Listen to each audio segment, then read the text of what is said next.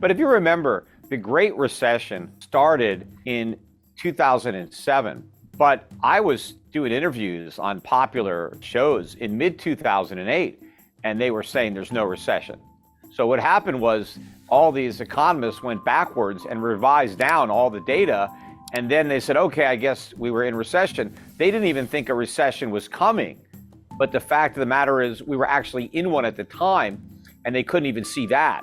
And then I think it's going to be very hard for the recession deniers to continue to put a positive spin on this economy. They're going to have to admit that we're in recession. The question is the Fed going to change course as a result of that admission, or is it going to continue with the rate hikes and quantitative tightening, making a bad situation worse, which is what it should do. But the question is, will it do that? Well, I think the real reason that the dollar rose was not just that rates rose, but that the markets believed that these rate hikes were going to work, in that they were going to bring down the inflation rate.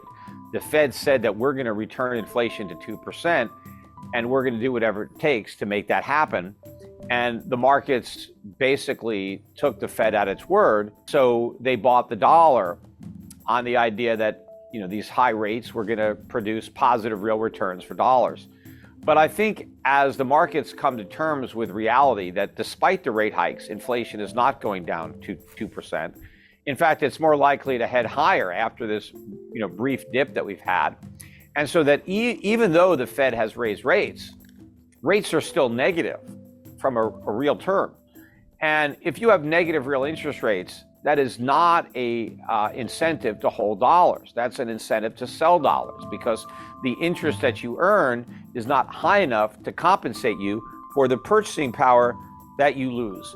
And so when investors figure this out, I think the dollar is going to fall sharply, and that's going to exacerbate the problem that the Fed is dealing with, because the strength of the dollar limited the rise in consumer prices in the United States in 2022. So even though prices were up a lot, they would have been up even more had the dollar not been strong relative to other currencies. Well, remember, all these countries were experiencing inflation. Most of the Eurozones, their inflation rates were higher than ours. I mean, they're still looking at, over 10% year-over-year inflation rates in many European countries. So all currencies were losing value. It's just that on a relative basis, it's like if I'm going backwards at 10 miles an hour and the car next to me is going backwards at 20 miles an hour, relative to the car going backwards at 20 miles an hour, I'm moving forwards. But I'm not moving forwards. In reality, I'm still going backwards. And so even though the dollar was strengthening relative to the euro or the yen, it was still losing value in real terms. Just it was losing value more slowly than the euro or the yen. So the euro and the yen will continue to lose value, but the dollar will go from losing value slower to losing value faster. So on the headline number, we got some relief. But of course, on the core, not so much. A lot of the prices continued to rise, even as some of the headline numbers were coming down. But also remember, prices continue to go up. It's not like they're coming down. They're just going up a little more slowly than they were going up before. But if prices were too high, even a little increase is still a problem. What we need is for prices to go down. We need to, for prices to recover, or for consumers to recover some of their lost purchasing power by having consumer prices actually fall. But that ain't going to happen. Right. All we can hope for is that they rise more slowly. In fact, that's what the Fed's goal is. The Fed's goal isn't to reduce prices. The Fed's saying that we're hoping to reduce the annual increase to 2%. But those 2% increases are going to come on top of all the increases that preceded them.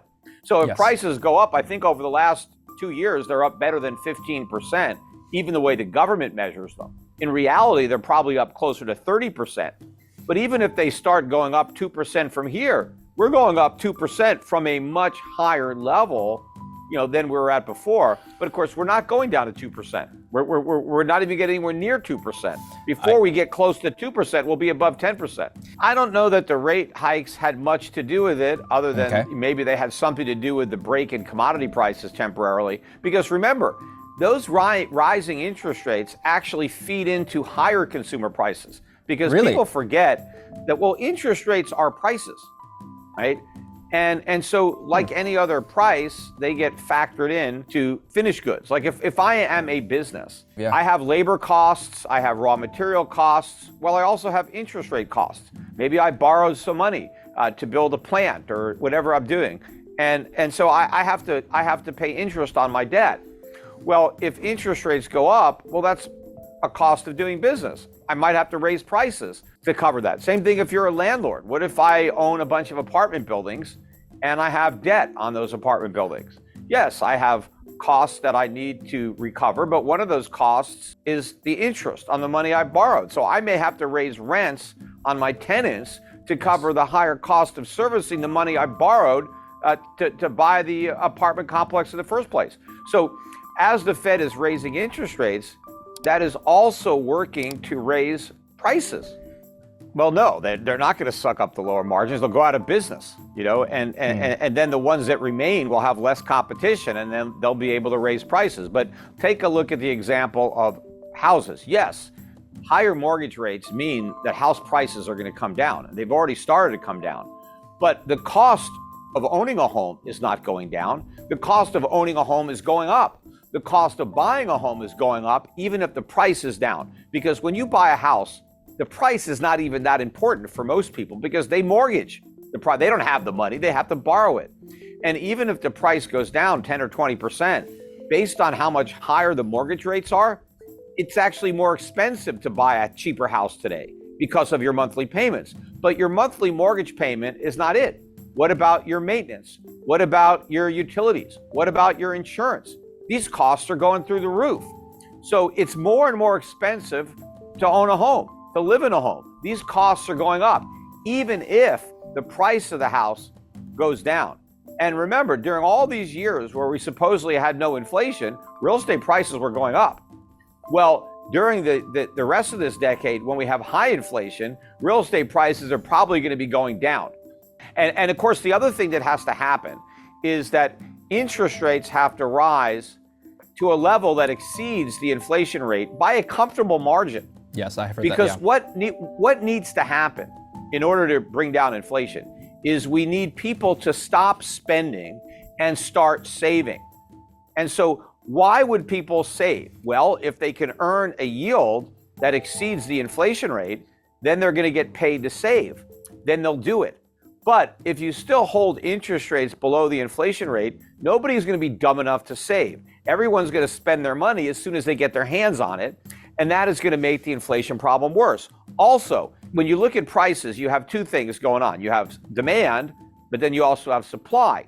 Mm-hmm. And so demand is being fueled by money printing and spending, but we need more supply. Well, if we have less spending and more savings, you kill two birds with one stone, because that reduces the demand, but it increases supply, because the money that is saved is then loaned out to businesses to make investments in capital that can increase productivity. So by encouraging savings and discouraging spending, we get less demand and more supply, and that helps reduce prices. But we're not doing that. We're not getting extra savings, so we're not getting additional supply. Yeah. And consumers are running up their credit cards, their all-time record highs, yes. Maxed out on mortgage debt, maxed out on auto loans. Everybody is borrowing and spending. So prices have got nowhere to go but up.